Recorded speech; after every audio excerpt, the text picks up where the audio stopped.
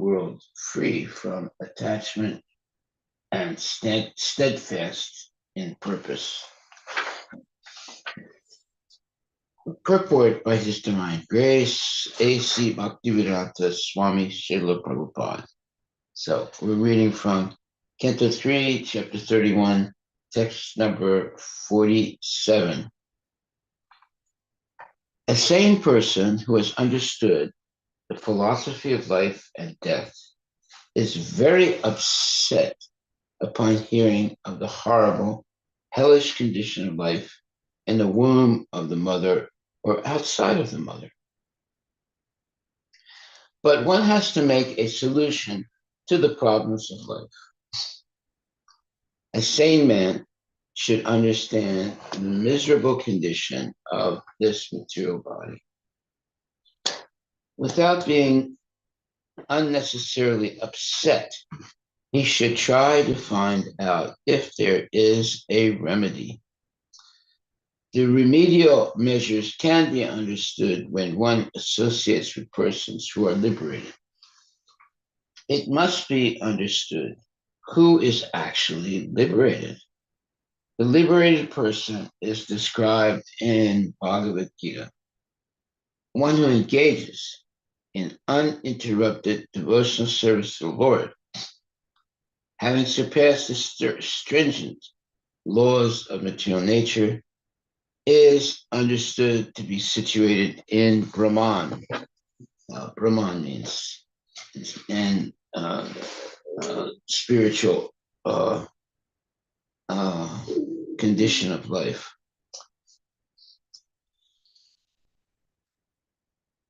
The Supreme Personality of Godhead is beyond the material creation. It is admitted even by impersonalists like Sankaracharya that Narayana is transcendental to this material creation. As such, when one actually engages in the service of the Lord in various forms, either Narayana or Radha Krishna or Sitaram, he is understood to be on the platform of liberation. The Bhagavatam also confirms that liberation means to be situated in one's constitutional position. Since a living entity is eternally servitor of the Supreme Lord, when one seriously and sincerely engages in the transcendental loving service of the Lord, he is situated in the position of liberation.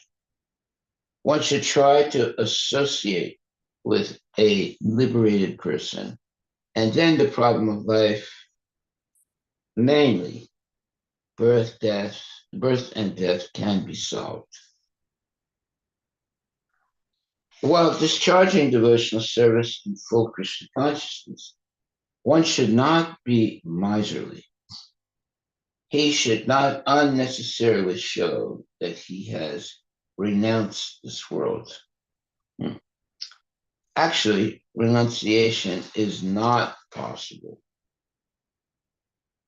If one renounces his palatial building and goes to a forest, there's actually no renunciation, for the palatial building is the property of the Supreme Personality of Godhead, and the forest is also the property of the Supreme Personality of Godhead.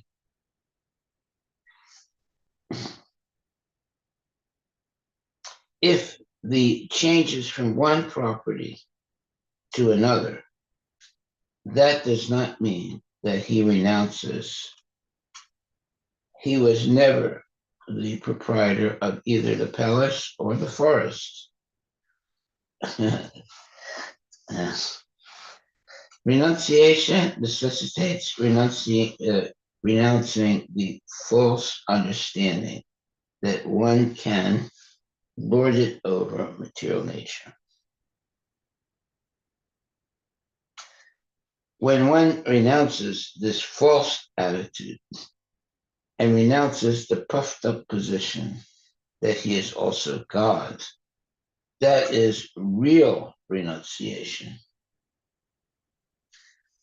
Otherwise, the puffed up position that he is also God, that is real, that he's also, wait a minute. When one renounces this false attitude and renounces the puffed up position that he is also God, that is real renunciation. Otherwise, there's no meaning of renunciation. Rupa Goswami advises that if one renounces anything which could be applied in the service of the Lord and does not use it for that purpose, that is called Falgu Vairagya, insufficient or false renunciation. Everything belongs to the Supreme Personality of Godhead. Therefore, everything can be engaged in the service of the Lord. Nothing should be used for one's sense gratification. That is real renunciation. Nor should one unnecessarily increase the necessities of the body. We should be satisfied with whatever is offered and supplied by Krishna without much personal endeavor. We should spend our time executing devotional service in Krishna consciousness. That is the solution to the problem of life and death. Well, that's a wonderful statement. It's a solution to the problems as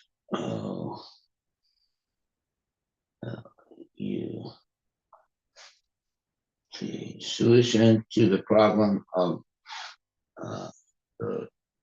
Lution, problem of life and death, solution to Problem,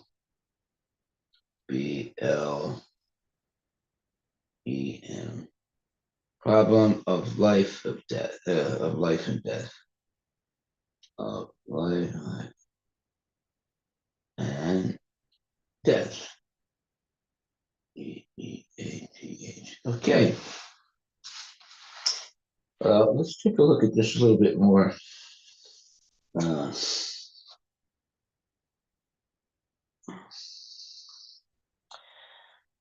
When one actually engages in the service of the Lord in various forms, either Narayana or Radha Krishna or Sitaram, he is understood to be on the platform of liberation. The Bhagavatam also confirms that liberation means to be situated in one's constitutional position. What is our constitutional position?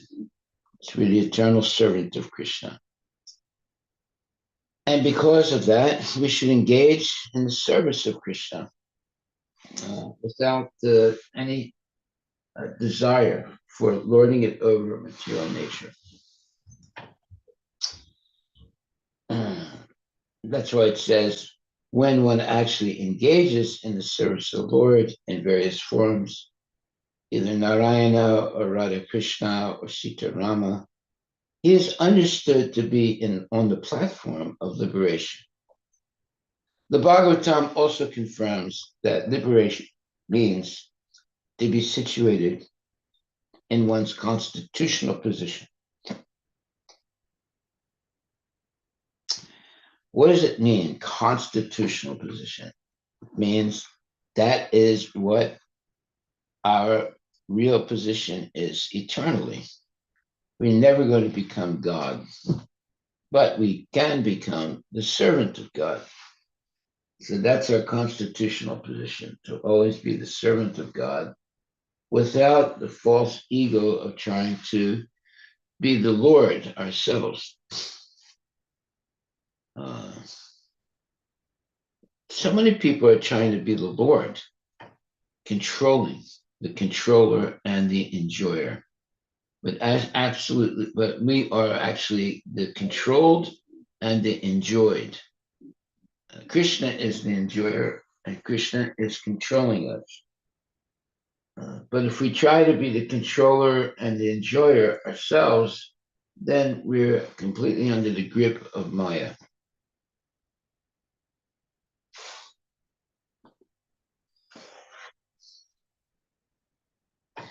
There's another very interesting statement here. It says, while discharging devotional service in full Krishna consciousness, one should not be miserly.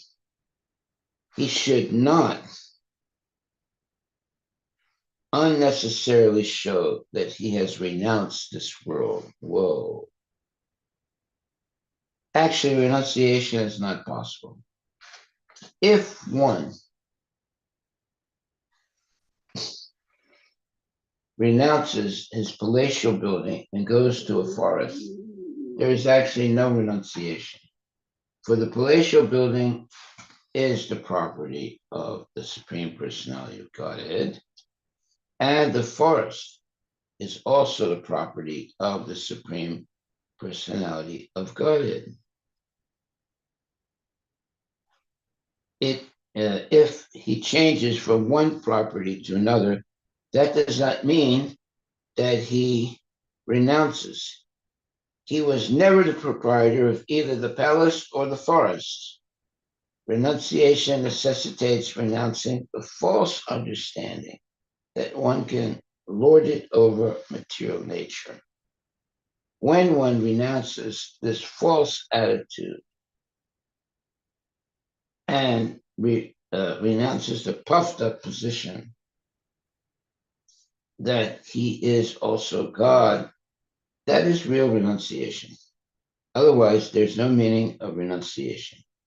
Rupa Goswami advises that if one renounces anything which could be applied in the service of the Lord and does not use it for that purpose, that is called falgu vairagya, insufficient or false renunciation. Everything belongs to the Supreme Personality of Godhead. Therefore, everything can be engaged in the service of the Lord. Nothing should be used for one's sense gratification. That is real renunciation. Nor should one unnecessarily increase the necessities of the body. We should be satisfied with whatever is offered and supplied by Krishna without much personal endeavor. We should spend our time executing devotional service in Krishna consciousness. That is the solution to the problem of life and death. Wow. Very nice. That's the solution to the problem of life and death. Okay, text 48. And this verse says, endowed with right vision and strengthened by devotional service and a pessimistic attitude towards material identity, one should relegate his body to the illusory world through his reason. Thus, one can be unconcerned with this material world. Wow. Very profound verse. One should relegate his body to this material, illusory world through his reason. I don't know. What does relegate mean? Give to? Basically downgrade or dismiss to an inferior rank or position. Okay, so he should not be attached to his material body. Yeah, basically in terms of the priorities, it should be it's lower in priority.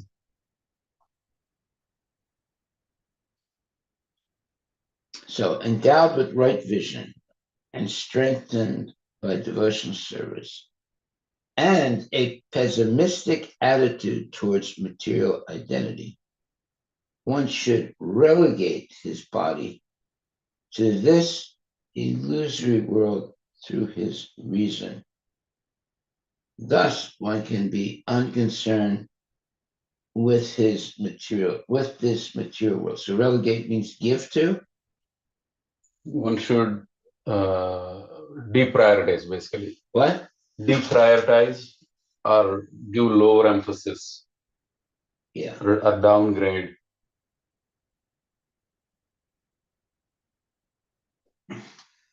Lower emphasis. Yeah. How do you spell emphasis? EMPHASIS. ENPH ASIS. Emphasis. ASIS. Emphasis. Okay. One should relegate his body to this illusory world through his reason. Thus, one can be unconcerned with this material world. So, in this statement here, should relegate his body. In other words, not give so much importance to the body. Oh, okay.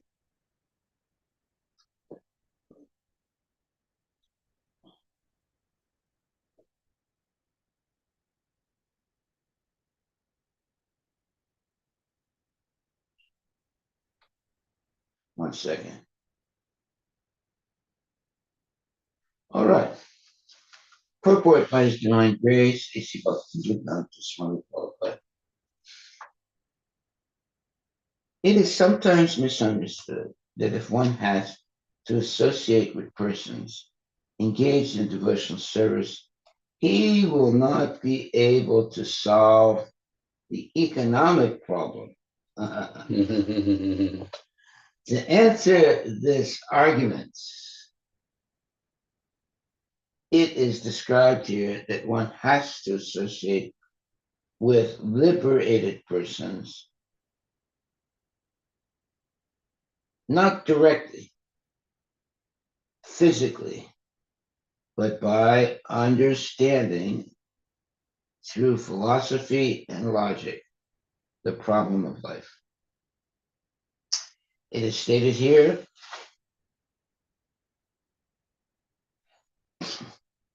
Samyak Darshanaya Buddhya. One has to see perfectly, and by intelligence and yogic practice, one has to renounce this world. That renunciation can be achieved by the process recommended in the second chapter of the first canto of Srimad Bhagavatam. Well, okay. That is the recommending the second chapter of the first canto of Srimad Bhagavatam. The devotee's intelligence is always in touch with the Supreme Personality of Godhead. His attitude towards the material existence is one of detachment. For he knows perfectly well that this material world is a creation of illusory energy. Realizing himself to be part and parcel of the Supreme Soul, the devotee discharges his devotional service and is completely aloof from the material action and reaction. Thus, at the end, he gives up his material body or the material energy, and as pure soul, he enters the kingdom of God. Thus end the Bhaktivedanta purports of the third canto, 31st chapter of the Srimad Bhagavatam, entitled Lord Kapula's Instructions on the Movements of the Living Entities. Okay, so there's some profound statements here.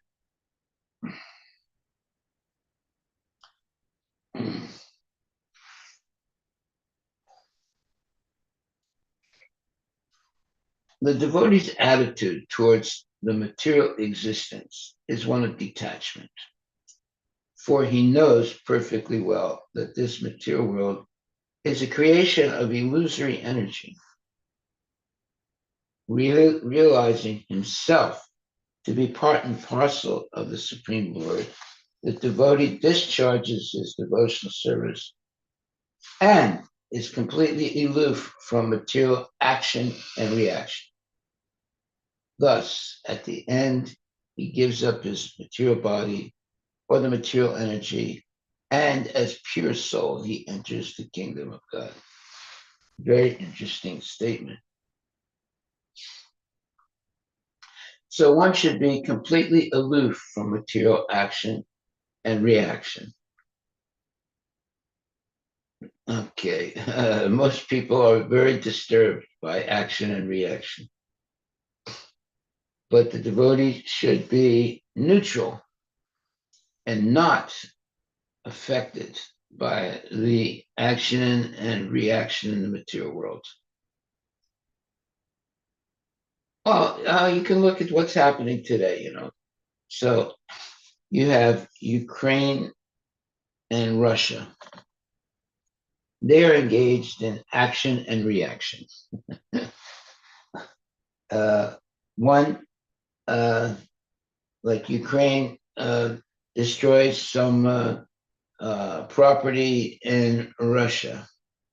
Then the Russians retaliate and destroy some property in Ukraine. This is action and reaction. But when a person, you know, if you can ask a question, is it the right thing for a Ukrainian soldier or a Russian soldier to go AWOL? AWOL means running away from their duty of fighting. Because at this very moment now, there are a lot of Ukrainian soldiers that are, and not only Ukrainian, Russian also, that are running away from their so-called duty of being engaged in fighting. And they'll leave and hide somewhere in Ukraine or Russia, or leave completely and go to some other part of the world to be not to be involved in the fighting.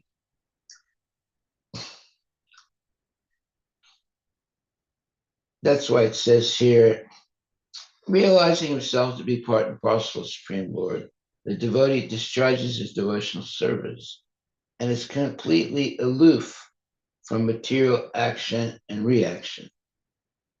Well, what does that mean? That means that would the devotee be engaged in war?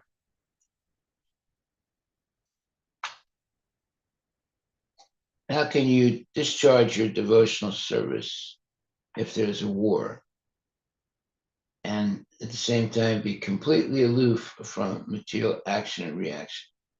Well, Arjuna was induced or basically forced by Krishna to fight. So sometimes fighting in war is a necessity. There are, what is it, 5 or 6 validated reasons why one should engage in violence.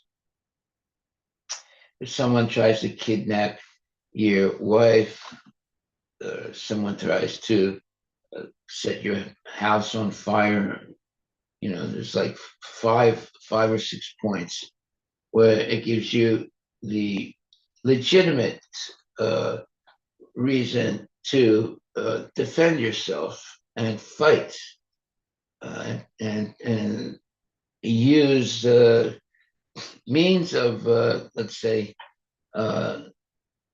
destruction for another person or another country. So those are hard decisions to make. There's the possibility of let's say, call it uh, righteous war. When somebody invades your country, someone kidnaps your children or your wife, there's a few, let's say, uh, um, uh, reasons why you have the right to defend yourself and go to war. However, it says here, realize himself to be part and parcel of the Supreme Soul, the devotee discharges his devotional service and is completely aloof from material action and reaction. Thus, at the end, he gives up his material body or the material energy, and as pure soul, he enters the kingdom of God. Well, let's think about this a little bit. I mean, when the Vietnam War was going on between the United States and uh, Vietnam, and I remember receiving a uh, letter saying that I should come into the uh, United States Army for uh, a physical, uh,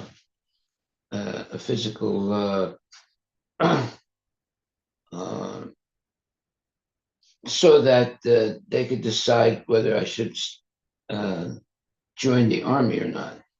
Now, joining the army was at that time, it's a long time ago, it was actually uh, uh,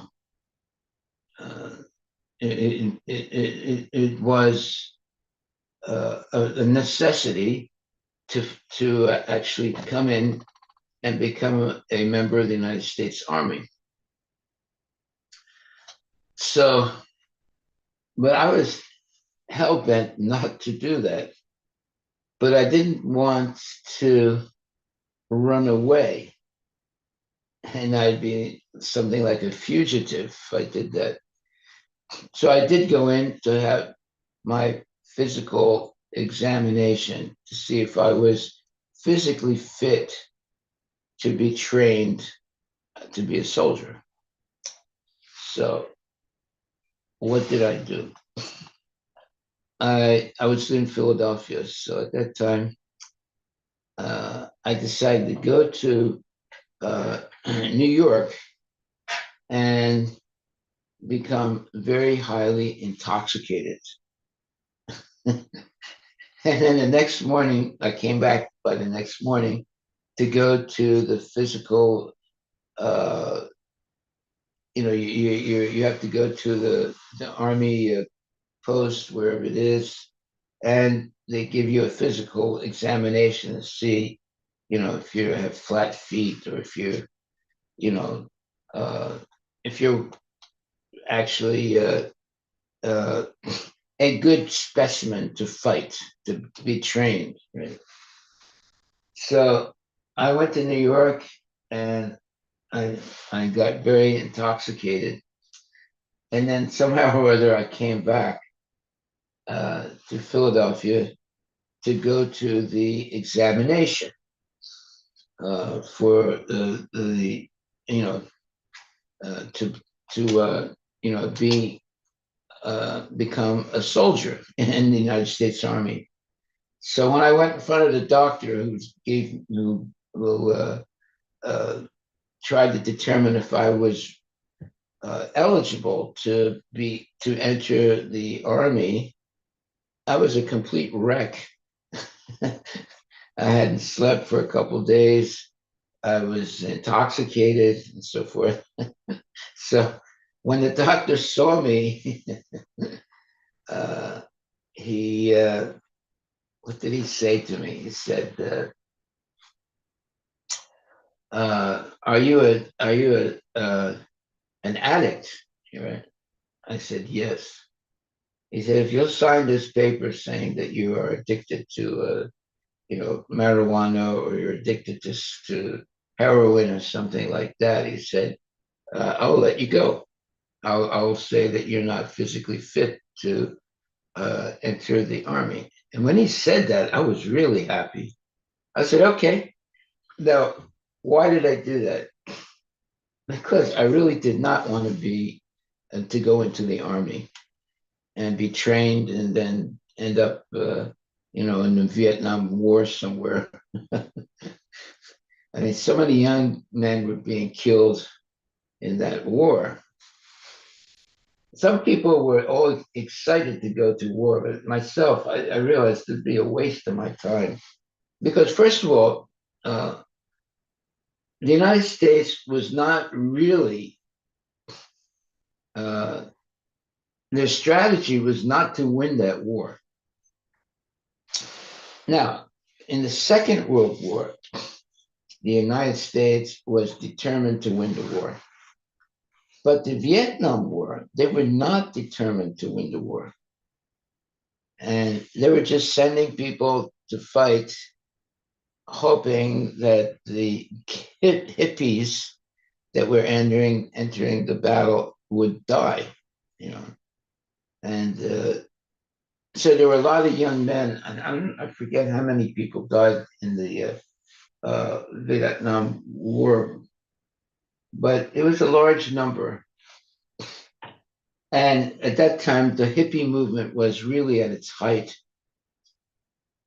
So the United States government, in order to uh, eliminate young men that were potential hippies, they actually started this war and sent all these young guys to fight, you know, and a lot of young men died in the Vietnam War. Over 58,000, Yeah, 220 right. Americans died. Yeah, Yes, and I realized that. I realized that. That's why I did everything possible not to be inducted into the United States Army.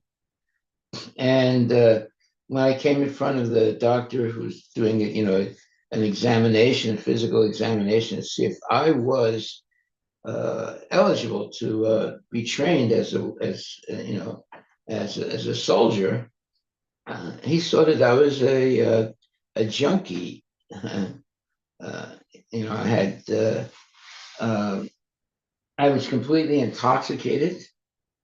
I had gone to New York and bought a lot of marijuana and just kept myself intoxicated for about 3 or 4 days.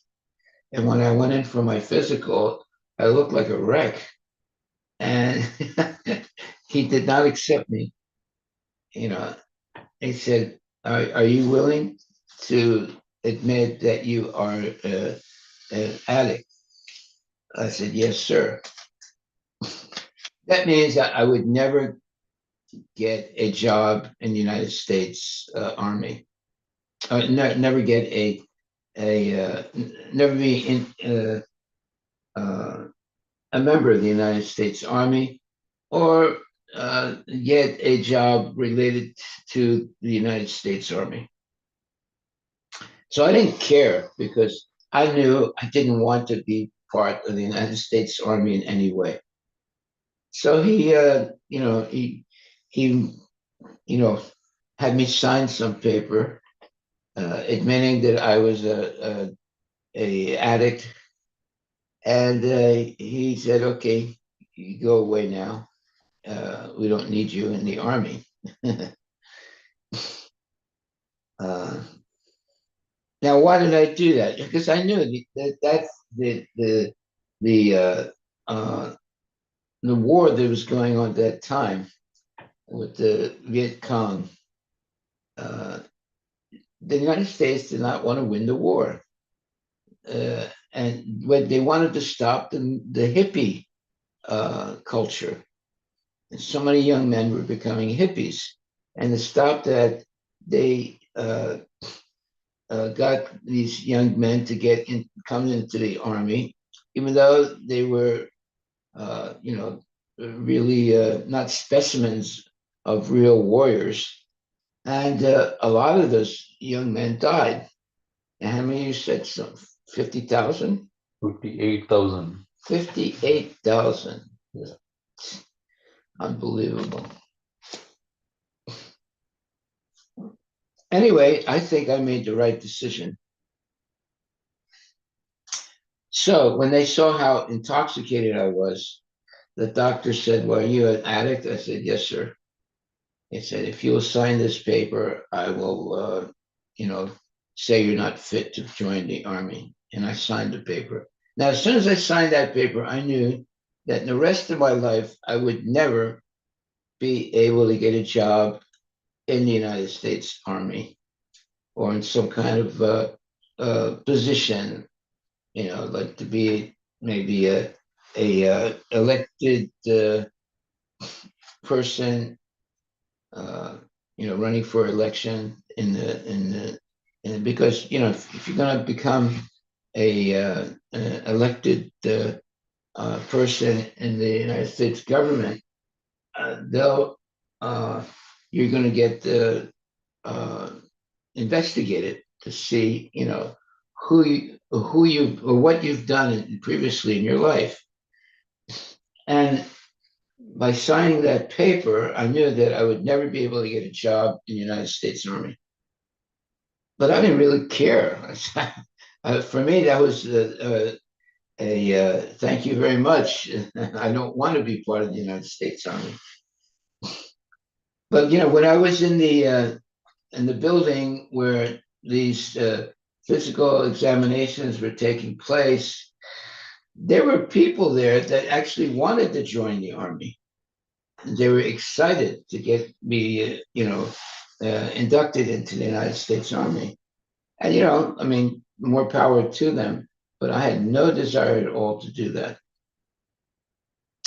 Now, uh, that might be wrong in one way, but I didn't think it was wrong because I also knew that, or let's say I had the instinctual feeling that the United States did not really want to win that war. And they didn't. After defeating after becoming completely successful in World War II, right? Uh, Now there's the Korean War, and then there was other wars, small wars. The United States did not really want to have to win these wars, even though they were able to be successful in the World War II, which was a huge fight. So many people died, and the United States was successful. But the United States was defeated in the Korean War. They were not successful. Why don't you look that up? Here's the strongest army in the world, and they were defeated by the Viet Cong.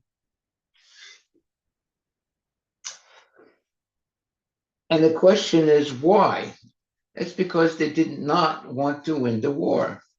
They wanted a lot of young men who were potential, let's say, um, hippies to be killed, to stop the hippie movement.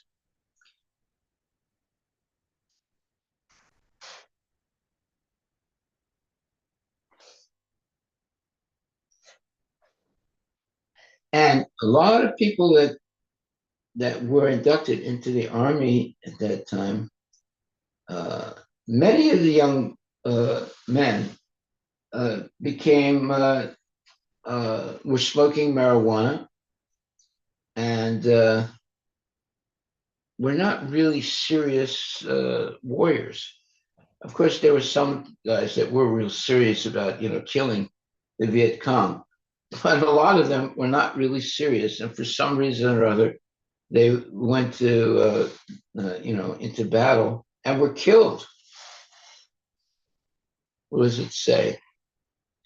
You obviously asked, like, why did Americans not win the Vietnam War?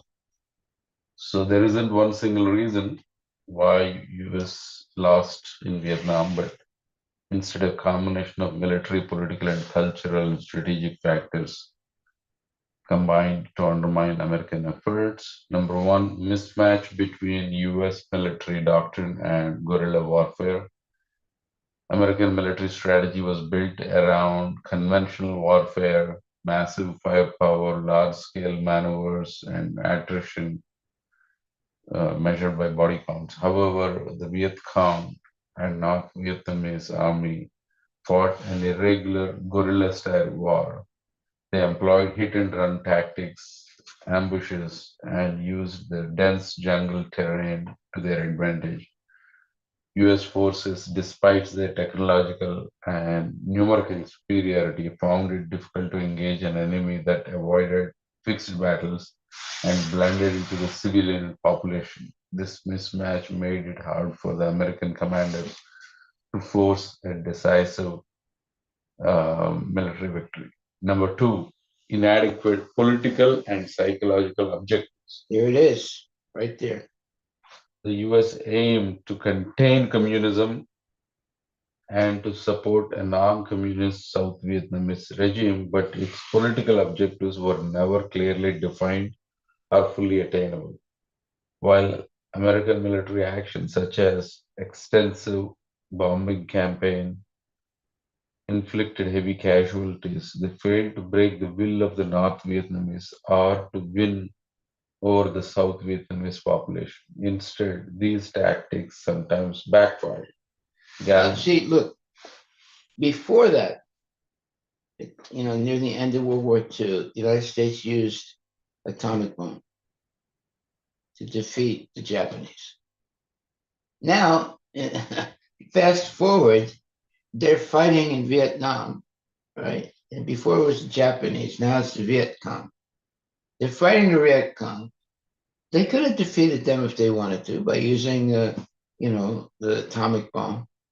They didn't, and because of that, over 50,000 American men died, and the United States lost the war. They were defeated by the Viet Cong. That means that they were not really determined to win the war. Hmm. Why did they accept to be defeated? Because they were trying to stop the hippie movement and enlisting young men to become basically cannon fodder. Fodder Hmm. means just victims uh, to kill off a whole, let's say, generation of potential hippies. So, how many American men died in the Vietnam War? 58,000. It's a lot, you know. Yeah. For modern warfare, that's a lot. Yeah. And after winning World War II, right now they're defeated by uh, a ragtag army of the Viet Cong, you know. And why did they do? I mean, they could have thrown two. What? How did they defeat the Japanese? They threw two atomic bombs on Japan, and the Japanese, uh, they recapitulated. They gave up. They could have done the same thing with the Viet Cong, but they didn't. They had the power to win the war, but they didn't do it. Why? Because they wanted to stop the hippie movement. Too many young men were becoming hippies and smoking marijuana and engaging in a lot of illicit sex and this and that. So uh, like Lyndon Johnson and people like that, they actually were not really interested in winning the war. They're interested in, inducting a lot of young Americans into the army and letting them be killed. Does it say anything like that? Why is it that the United States did not win the Vietnam War? Yeah, so there's five reasons it gave. One of them I said is the mismatch between the US military doctrine and the guerrilla warfare. The number one is this inadequate political and psychological objectives. Yeah, there it is. And then number three is the weaknesses of the South Vietnamese government and armed forces. Number four is domestic political opposition and the credibility gap. Credibility gap made it increasingly difficult for successive presidents to build and maintain the political will necessary to win an unpopular and protracted. But that means that uh, the officers and the big guys in the army did not have the will to win that war. Hmm. I mean, they just won the war by throwing an atomic bomb, two atomic bombs on the Japanese, just a few years before that war. And after that, they were defeated by the Koreans. And they were also defeated because there was a Korean War and they didn't win that war. And then there was the Vietnam War and they definitely did not win that war. So here was the strongest army in the world. They had atomic bombs, they had so many weapons, and these other people were, they didn't have the atomic bomb. They didn't have all these sophisticated weapons, but they were defeated. That's because the generals and the politicians did not really want to win the war. They wanted to stop the hippie movement. Well, I don't know, but it lasted almost 20 years from the beginning. Yeah, I mean, look, they could have ended it very easily by throwing a couple of atomic bombs, just like they did with Japan, to stop that war. They threw two or three atomic bombs on Japan, and then the Japanese gave up. But they didn't do anything like that. They were bombing the Viet Cong and so forth, but they didn't use all the power that they had. And over 50,000 American young men died. I had the intuition that I don't want to go into this war because the United States was not really uh, interested in winning it. They were interested more in stopping the hippie movement.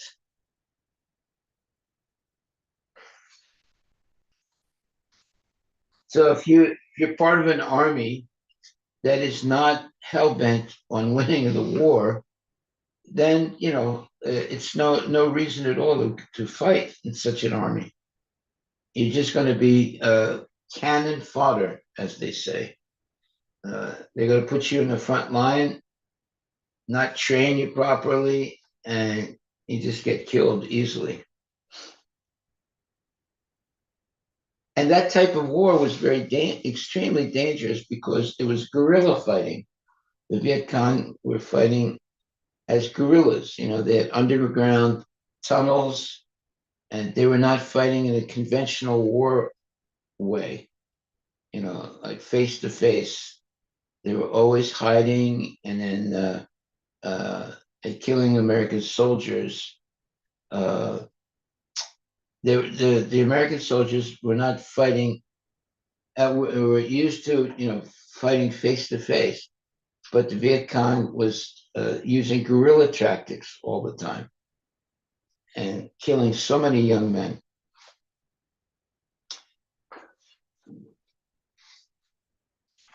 So I did everything I could not to be inducted into the United States Army, and I'm glad I did it.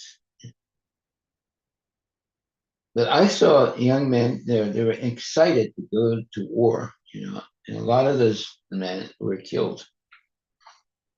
They didn't realize that the generals did not really want to win that war. They had just defeated the Japanese with the atomic bomb, right? And now this Viet Cong, they were not able to defeat the Viet Cong. That means they didn't want to win the war. They wanted to stop the hippie movement. And it worked. It actually worked. Okay. All glories to Srila Prabhupada Ki Jai. Before that, the United States Army had never lost a war before. First time.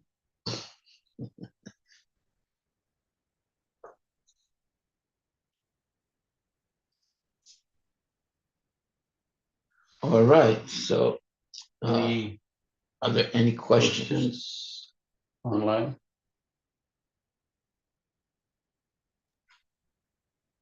Haribol Maharaj, this is regarding yesterday's class, yesterday morning's class.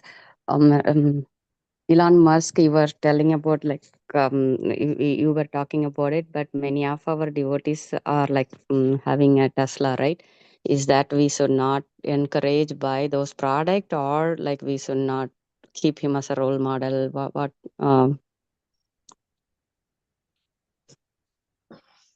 Well, definitely you don't want him to be a role model. But, if he makes a good car, I don't see it being as something sinful buying a Tesla. But, you might say, well, wait a minute. I'm not going to buy a Tesla. I'm going to buy a Ford car. Well, the Tesla or the Ford car, both of them will take you from point A to point B. So, is it really a necessity to buy a Tesla? No, not at all. You can buy a conventional Ford. It'll do the same thing as the Tesla. It'll take you from point A to point B.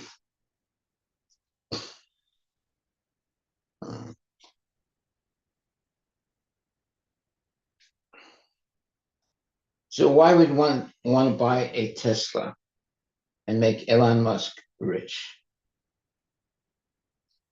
Well, because they might think that the Tesla is a better car than the cars that are produced by the General Motors. And it might be true. Uh,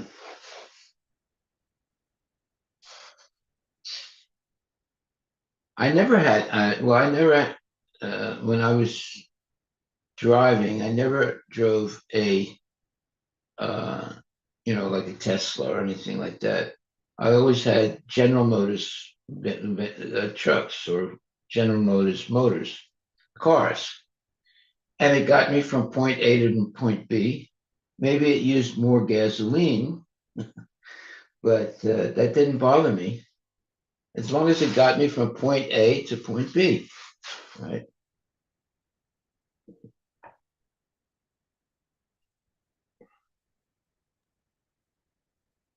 Thank you. Yeah.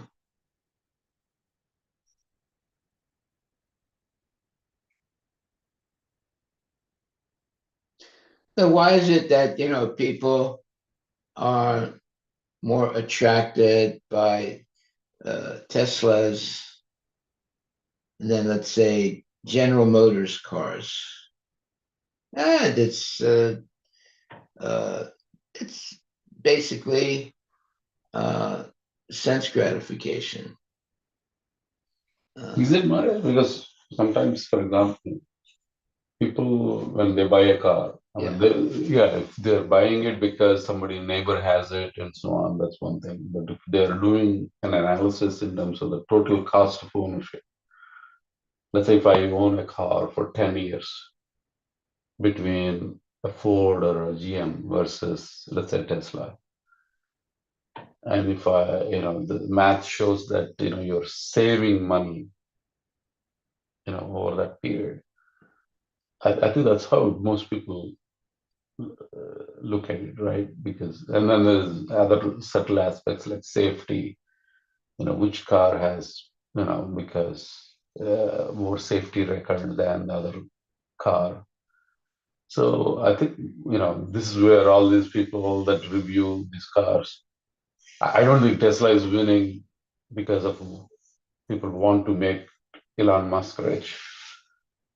It's probably winning because they build better cars, and they build cars that are safer, overall expected to be cheaper, and I think that's isn't I mean, market forces defined, right? Like which is a better car.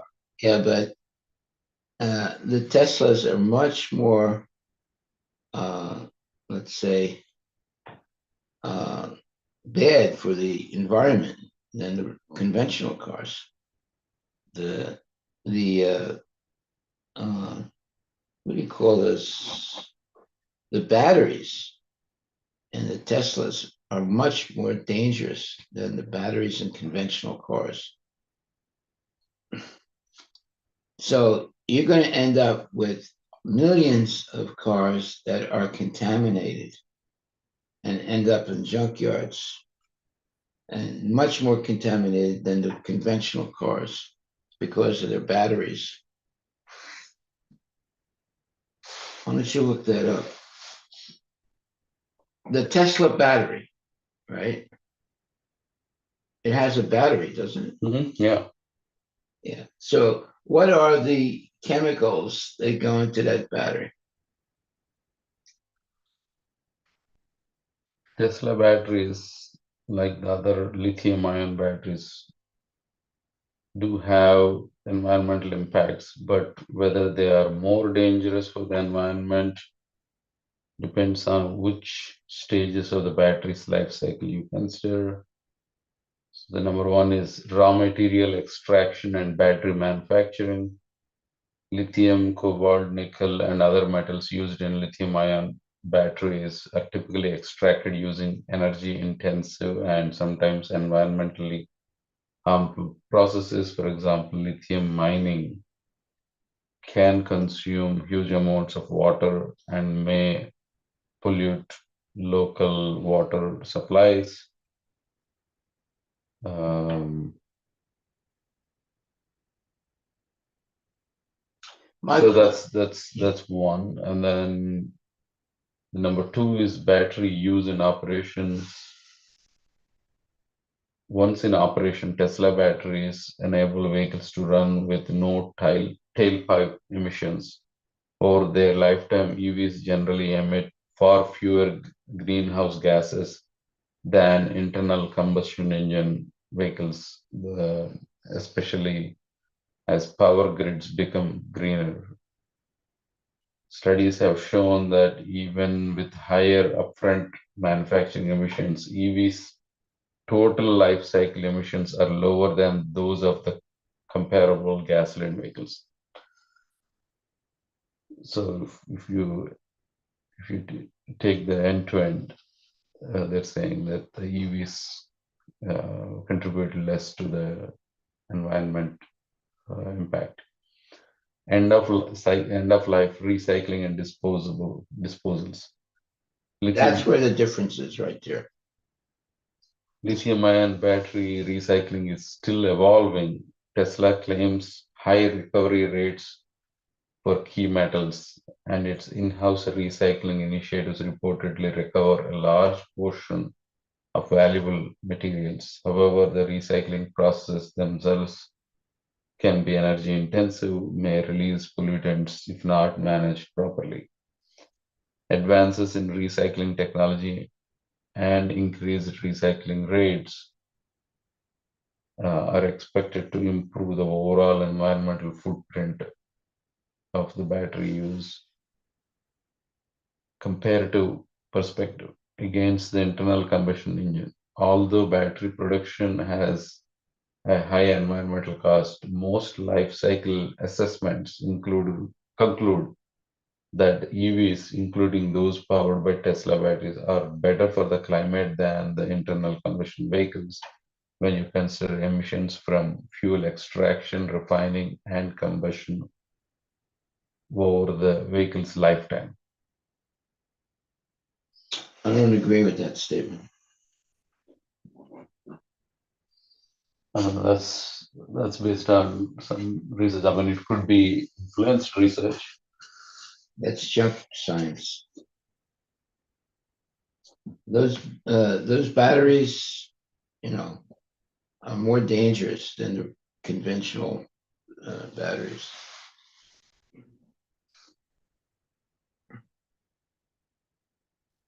The Hare lithium Krishna. lithium batteries are more dangerous than conventional batteries. Yes, Mataji. Hare Krishna Prabhuji. Online, if you see, there are some risks, hazards specifically for human beings for Tesla batteries. I could find, right? I don't know. They're saying motion sickness is there, and the the safety hazards are also there due to it's saying motion sickness in an electrical vehicle, which is not there in the traditional vehicle. I haven't sat in EV vehicle, so personally, I don't know. But it is saying that it's not about the environment, but it's saying the car is not that much safe, and concerns. There are some concerns for long-term health radiations, but there are some EMF radiations which are within the limit. They are not enough to harm humans. Probably, that's what they're saying. So there are levels of EMF,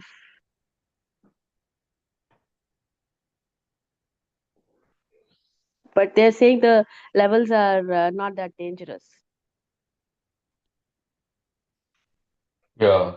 So in the end, it's the market decisions. I mean, that's what I'm saying is that maybe there is something that they're hiding, but let's say at some point if it becomes clear, market will shift.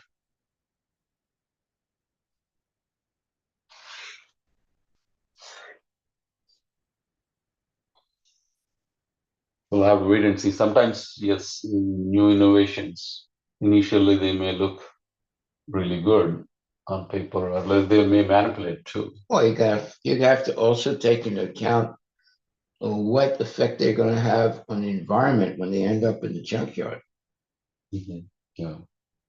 Those lithium batteries are very, very contaminating.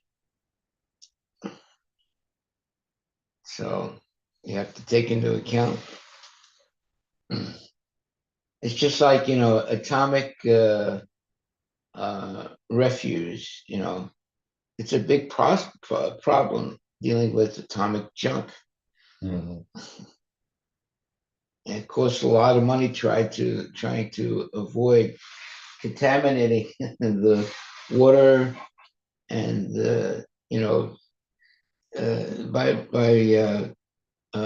what do you call it?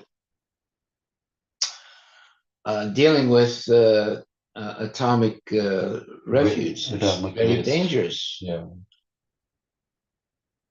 It remains active for sometimes 1,000 years, and then sometimes they put that atomic material in these big you know 50-gallon uh, containers, and then there's leakage, and that's highly contaminating to the water, and goes the atomic material goes into the water. It goes into the ground and contaminates the water. Yeah, recently in the LA wildfires, some of these people had either Tesla cars or even this Tesla Powerwall, which is also battery. Yeah. So because of that, they couldn't simply just bulldoze and then take the the whatever the damaged stuff. So they had the cost of cleanup has Much more multiplied, expensive. much more expensive because of You're dealing with very dangerous materials. ingredients. Yeah. Nothing like having a horse and buggy. completely recycled automatically. Well, the horse poop is, it's you can use it for Fertilizing. fertilizer. Yeah. All right. Life has become much more complicated. The more advancement they have, the more dangerous things become. Yeah. Haribol. Okay. Oh, glory to Srila Prabhupada ki jai. So our takeaway today.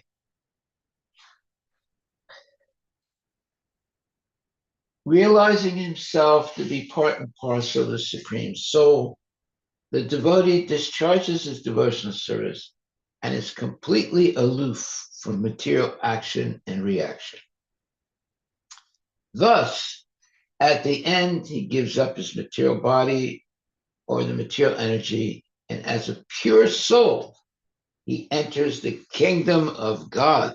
Whoa, that is our takeaway today. Very profound statement. Yeah, when you go back to Godhead, there are no Teslas. And there's no environmental contamination.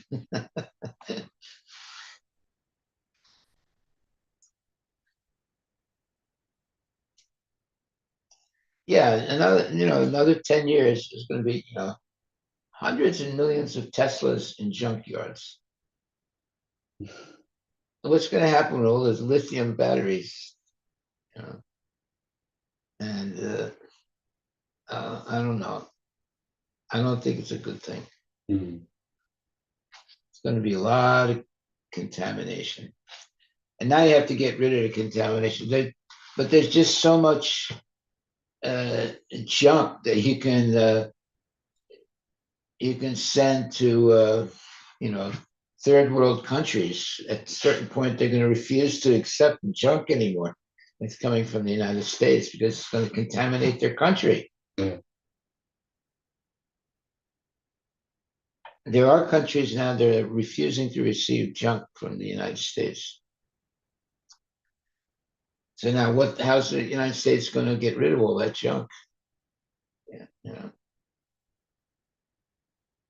they can send it out to outer space, maybe. Huh? The cost of that is far outweighs. Yeah, exactly. Okay. You know what it's like to live near a nuclear junkyard? Yeah, it's Very, risky. very, very dangerous. Yeah. When in Japan, where they bombed Hiroshima and Nagasaki, for like decades later, still people are getting sick, and some side effects are still there. Yeah. And then wherever they had nuclear power plant issues where there's a leak, radiation. Yeah. So that had huge impact. Yeah.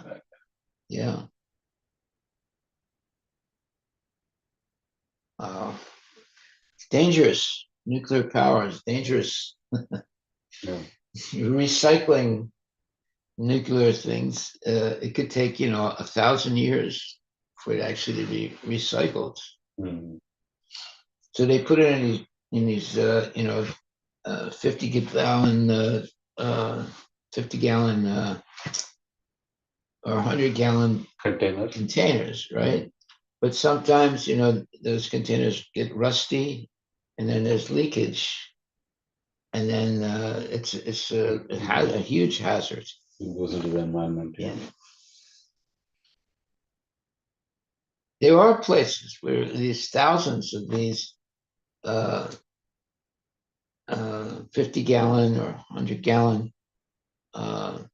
containers of potentially dangerous, chemicals. And sometimes there's rust that takes place, and then there's leakage, and it goes into the underground water, and now you can't drink that water. It's too dangerous.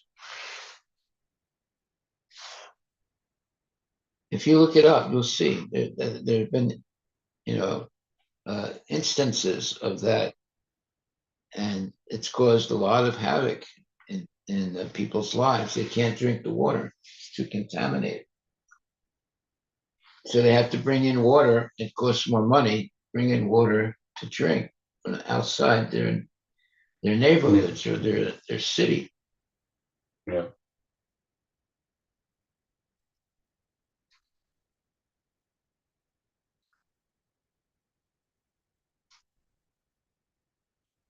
So environmental. So managing nuclear waste is a very dangerous business. And if there are mistakes that are made, and there have been mistakes that are made, and it's catastrophic to the environment and to people. When they were experimenting with atomic bombs, like in Nevada, a lot of people got sick. They were living not too far away from the area where they were experimenting with the atomic bomb. Yeah. A lot of people died of cancer and other horrible ways because of the nuclear, waste. Mm.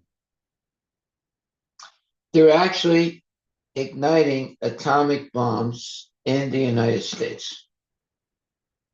Like if you were living in Nevada, they were, experimenting with the atomic bomb in the Nevada area, and a lot of people died of cancer.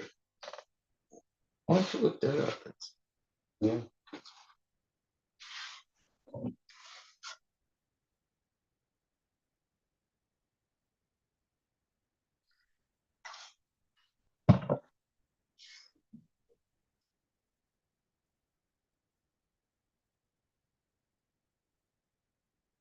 Then they switched their experiments to the far,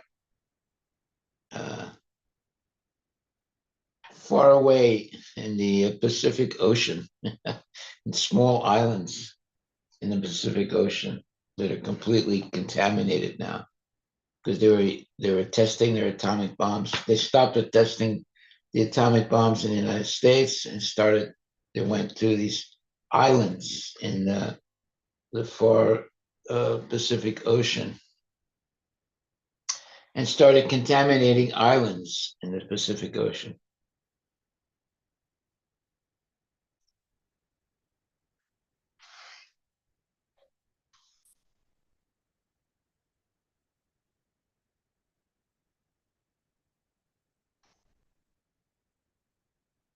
And there are poor countries where the United States sends its nuclear waste to. And those countries accept it because they're poor and they're getting money to store the nuclear junk in their country.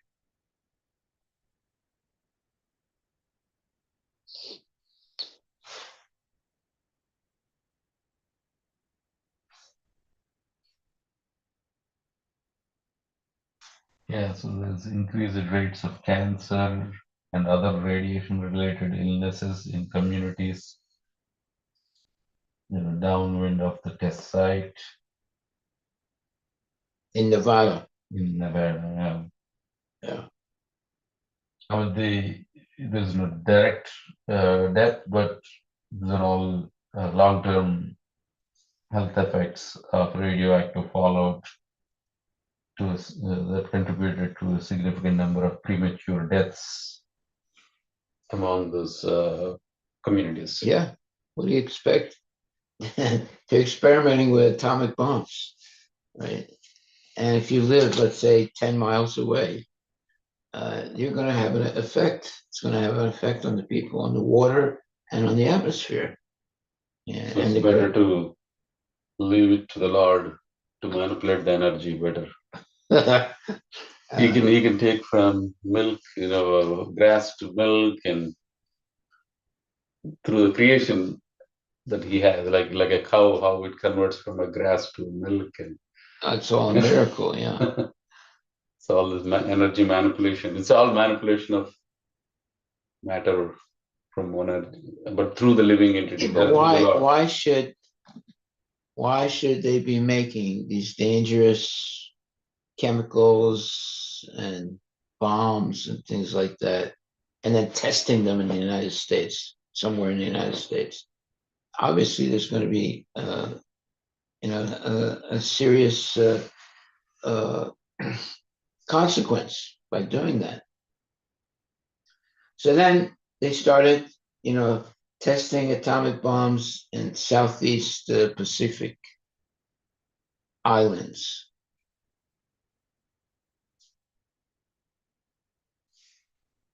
Thinking that the atomic contamination will not be, well, okay, it might be not felt in the United States, but what about the Southeast Asian islands where they're testing those atomic bombs? They're going to be, contaminated for 1,000 years.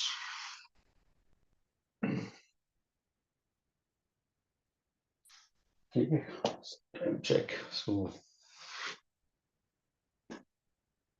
if there are no more questions, we will end the session for today. All glories to Srila Prabhupada ki. Yeah, when they were testing the atomic bomb in Nevada, a lot of people got cancer and died of cancer because they were living maybe 10 miles away or 50 miles away. And they didn't understand why they were getting cancer because they were testing atomic bombs. What do you expect? Yeah.